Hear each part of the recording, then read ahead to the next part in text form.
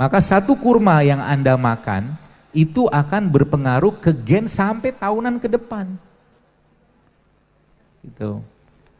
Dan katakanlah kita makan sesuatu yang tidak sehat gitu ya, itu ngefeknya sampai tahunan lagi ke depan, gennya rusak semua. Jadi bagi akhwat dan ikhwan yang belum menikah, yang sekarang masih nyampah, maka boleh saya katakan mereka orang-orang kayak begini sedang mempersiapkan generasi yang gennya cacat nanti.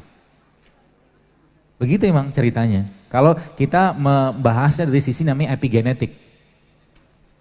Dan karakter suatu memang karakter gen kita memang banyak kaitan dengan apa yang dimakan oleh ibu bapaknya. Saya kemarin adalah dapat satu hasil lab dari seorang teman dokter juga. Anak umur 7 tahun Pak Bu kena psoriasis.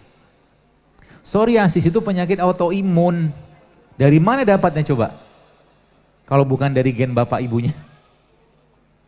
Kalau nggak dari, pertanyaan kenapa bapak ibu bisa mewariskan gen kayak begitu? Karena bapak ibunya saben hari nyampah.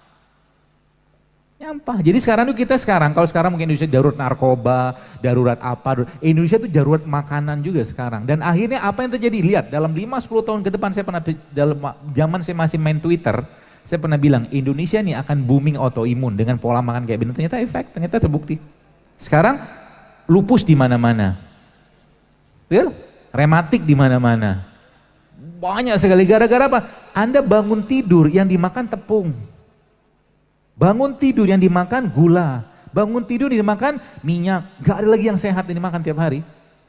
Coba list dari makan pagi, siang, malam. Ada buah, mungkin gak ada buah, sayur gak ada, air gak ada, yang dimakan semua kayak begitu, gak ada perubahan. Ya sudah, berarti kita mempersiapkan gen kerupuk yang boro-boro cerita jihad, bangun malam itu susah minta ampun. Oh iya, benar Pak. Kenapa saya bilang kerupuk? Ya kerupuk, yang dimakan kerupuk, gak ada gizinya. Makanya sekarang di mana-mana nanti anak-anak taunya apa? Mie instan, taunya sosis, taunya nggak kenal lagi dengan makanan sehat. Anak-anak nggak dikenalkan dengan buah. Kenapa? Mak bapaknya juga begitu di rumah. Darurat Pak sekarang ini Pak. Boro-boro kita bisa cerita perjuangan Islam. Ngurusin makanan aja kita nggak mau sedikit usaha. Gitu loh. Jadi kuntum khairu ummah itu ya lewat puasa jarang, buah jarang, sayur jarang, air jarang, ya sudah tiap hari begitu-gitu terus.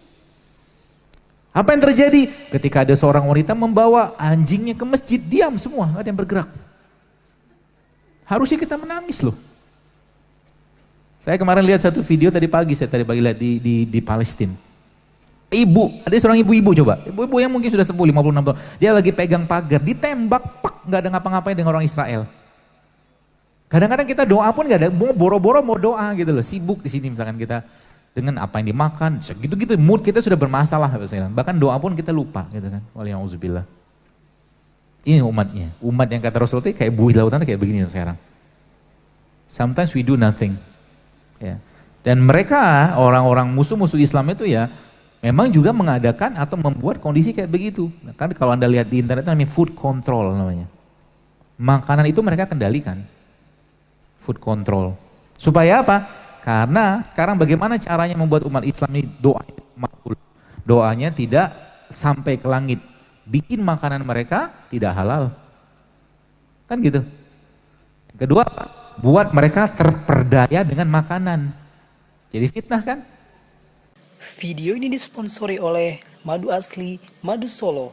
Silakan berbelanja agar kami senang.